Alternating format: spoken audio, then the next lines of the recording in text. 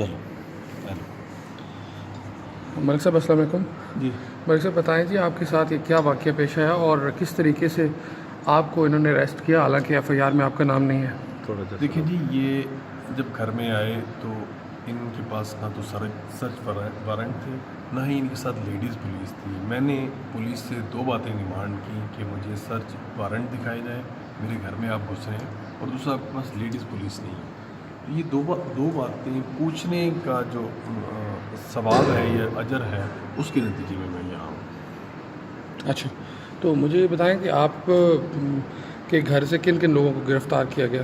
میں اور میرا ایک کزن ہے، اس کو گرفتار کیا، اسود نام ہے اس کا.